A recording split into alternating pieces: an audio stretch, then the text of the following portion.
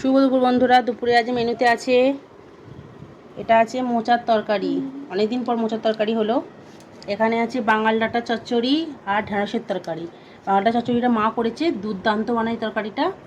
এখানে আছে রেগুলার সবাই জেনে গেছে আশা করছি যারা যারা ভিডিও দেখে, মুড়ির ডাল, আর আছে তিনটে ডিম সিদ্ধ। এখানে লেবু কেটেছি, গন্ধরাজ লেবু।